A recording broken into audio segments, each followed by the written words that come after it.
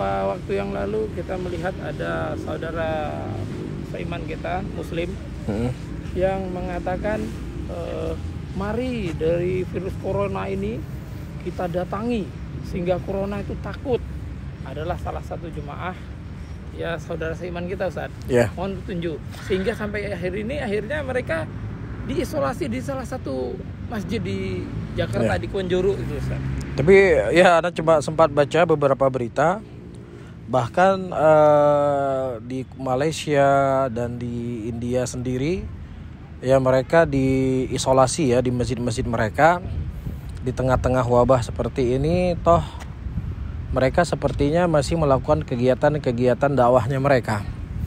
Jadi mungkin jadi pertanyaan, kok bisa mereka bersikeras dalam keadaan para medis, para dokter dan juga pemerintah sudah melarang untuk berkumpul di tempat-tempat yang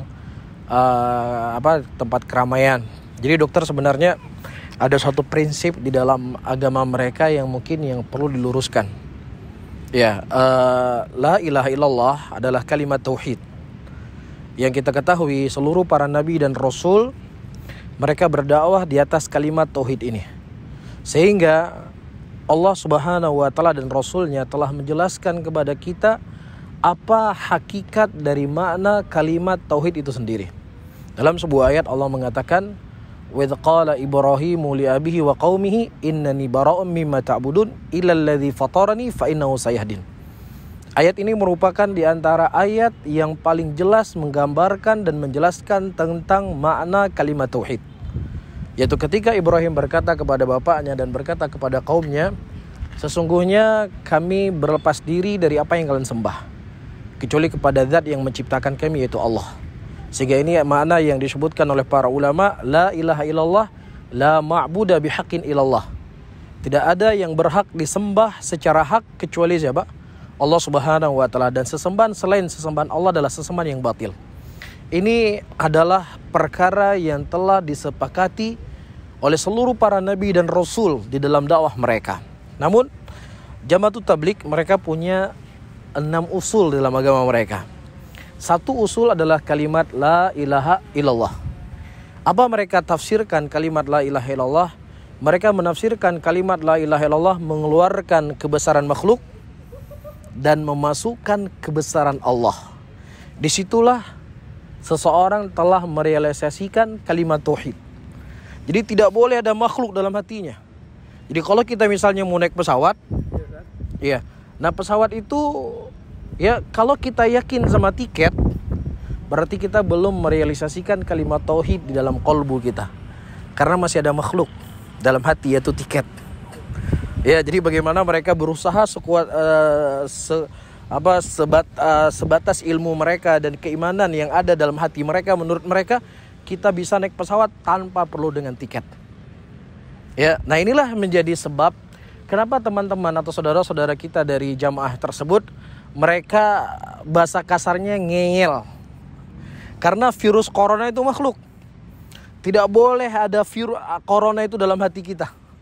Berarti kalau seandainya ada kekhawatiran kita kepada corona, berarti kita belum mentauhidkan Allah. Kita belum merealisasikan kalimat tauhid. Maka corona ini makhluk Allah yang kecil yang harus kita keluarkan. Allah Maha Besar. Iya, ini adalah sebuah hal yang keliru dalam mereka memahami kalimat tauhid. Karena makhluk dalam hati ini tidak akan bisa dihilangkan. Ya, Rasulullah SAW manusia yang paling mentauhidkan Allah, manusia yang paling mengerti tentang kalimat la ilaha illallah. Beliau berkata, hubbiba ilayya minad dunya an-nisa wa tib. Sesuatu yang paling aku cintai daripada perkara dunia ini adalah minyak wangi dan wanita. Nah, cinta itu letaknya di mana? Di dengkul atau di jari kaki kita? Cinta itu dalam hati.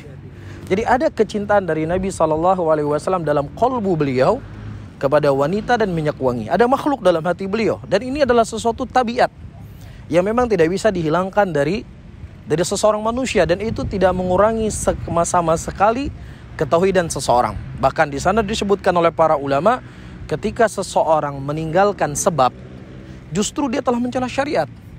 Karena Islam datang dengan sebab dan musabab. Rasulullah mengatakan ya dalam hadisnya, ya fankihu atau nikahilah kalian, tazawwaju waludal wadud fa inni mukatsirum bikum umamun yaumil qiyamah. Nikahilah oleh kalian wanita-wanita yang bisa memberi kalian banyak anak, sesungguhnya aku bangga dengan banyaknya kalian nanti di yaumil qiyamah. Ada sebab di sini. Apa sebab seseorang itu punya anak dengan dia menikah? Nah, mereka jamaah ini, mereka berusaha bagaimana kita harus yakin bahwasanya Allah menciptakan Nabi Isa tanpa ada seorang ayah. Allah menciptakan Nabi Adam tanpa ibu dan ayah. Nah, keyakinan ini harus kita tanamkan dalam hati kita, bahwasannya kita juga harus sampai kepada tingkat yang demikian.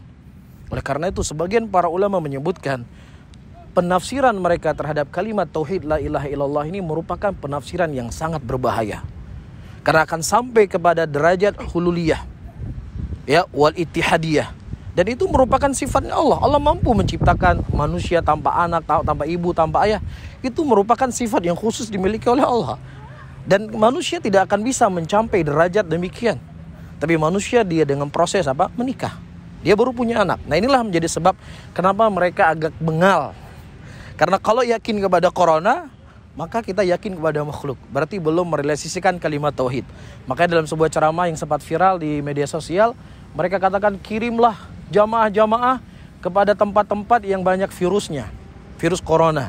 Ya, nanti akan lenyap itu semuanya. Ini jelas kalau seandainya mereka belajar menuntut ilmu sedikit saja, dari bab awal dia menuntut ilmu, dia telah mendengar Nabi SAW mengatakan, "Fira minal majdhum," larilah seseorang dari penyakit kusta sebagaimana larinya mereka dari singa.